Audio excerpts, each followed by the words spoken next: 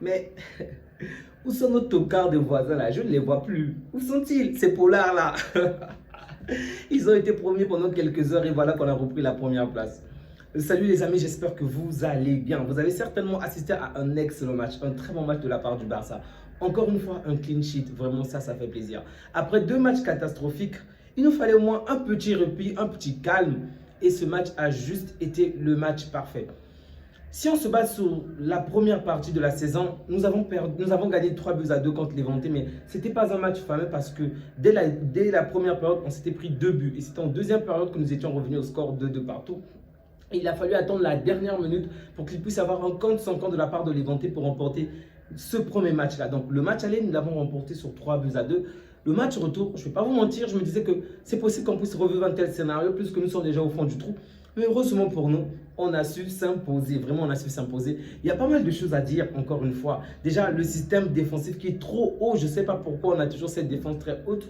Heureusement pour nous qu'on a tenu bon, qu'on a un très bon gardien parce que dès les 30 premières secondes du match, on s'est déjà pris, on a failli se prendre un but. Vraiment, c'était une contre-attaque puissante et rapide. Heureusement pour nous qu'on a une très bonne défense, heureusement pour nous qu'on a un très bon gardien. Ah, désolé.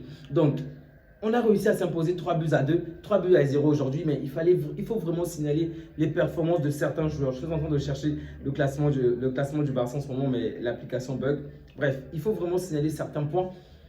Le principal point déjà, qu'est-ce qu'il faut dire, c'est que Cancelo a un tout petit peu de retour. Ok, on a revu le Cancelo de ce coach là, il s'appelle comment déjà?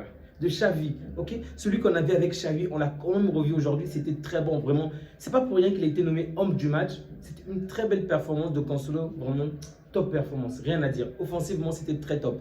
Je peux pas dire défensivement parce que l'adversaire n'a pratiquement pas existé. Et ça, on va y revenir après.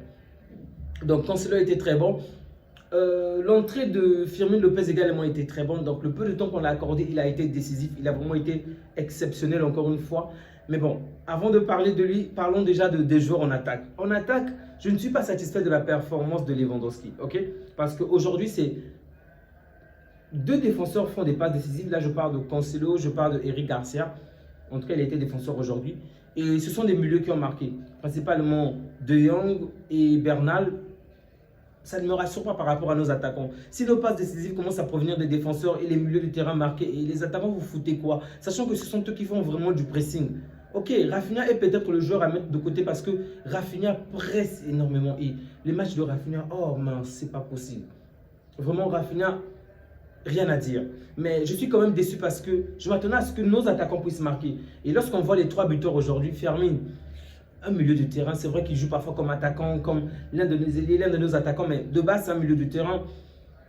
De Jong, un milieu du terrain. Bernard, un milieu du terrain. Les passeurs, ce sont pratiquement que des défenseurs et Yamal qui est venu s'ajouter. Donc, ça m'inquiète un peu. Ok, je suis content que d'autres joueurs en dehors de nos attaquants puissent marquer, mais un tout petit peu déçu que nos attaquants ne parviennent pas à marquer. Ok. Toutefois, le petit bémol, c'est déjà par rapport à l'équipe adverse, ok?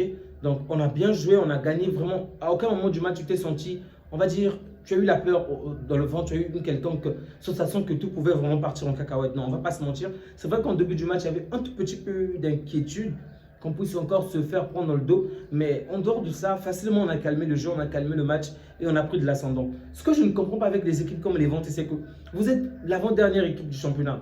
Vous êtes pratiquement relégable. C'est pratiquement évident, ok? Mais pourquoi vous êtes mené dès la première période à 2 buts à 0? Pourquoi vous jouez la carte défensive constamment? Je peux le comprendre en première partie de la saison. Vous avez réussi à marquer, c'est normal. Ils avaient marqué les 2 premiers buts bien avant nous, ok? Je peux comprendre que vous voulez conserver le score, mais là, c'est l'adversaire qui te mène 2 buts à 0. Pourquoi tu joues cette carte-là?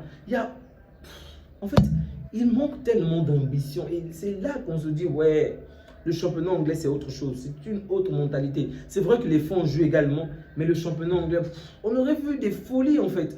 Mais avec l'Espagne, les derniers continuent à jouer la même carte. Bref, je pense que dans leur tête, ils savent très bien que ce n'est pas contre nous qu'ils vont jouer. C'est plutôt contre les dernières équipes, les équipes du milieu du tableau, donc les premières équipes.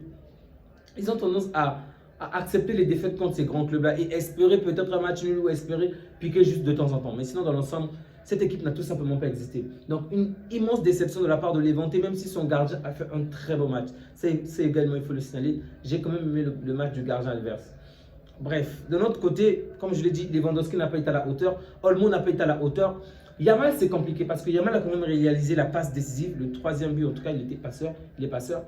C'est difficile parce qu'il est en période de Ramadan, donc c'est pas facile de l'en vouloir. Il est 16 ans en ce moment, le soleil accablant, bref. C'est certainement épuisant, fatigant. Donc je peux déjà comprendre la performance de Yamal. De notre côté, il était constamment, on va dire, acculé. Ok, dès que Yamal avait la balle, il y avait un, voire deux, trois joueurs sur lui. Donc il pouvait éliminer un joueur, le premier joueur, le deuxième joueur, mais le troisième joueur surgissait. Et parfois il va faire la passe ou essayer de se débarrasser, mais ce n'était pas du tout évident. Donc pour Yamal, je peux le comprendre, ok, par rapport à cette période et le fait qu'il ait eu énormément de joueurs contre lui. Mais au moins, il a été décisif avec la passe.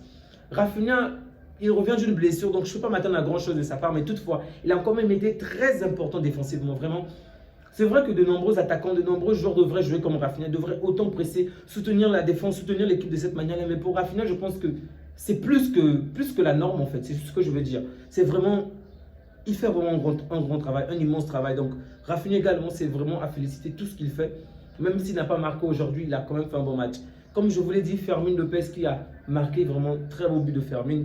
Excellent, puissant tir à distance. Et vous savez de quelle manière j'apprécie des tirs lointains. Donc, ça ne peut que me réjouir qu'il puisse marquer un tel but hors de la surface. Vraiment très beau but de Fermin Lopez. Excellent but de Bernal parce que c'est lui qui va tout débloquer avec le premier but. Vraiment, c'était très très bon. Ensuite, c'est De Jong qui a également fait un très bon match. Une très bonne première période. Une deuxième période, on va dire peut-être moins bonne, mais quand même très bonne. En tout cas, le match est très bon.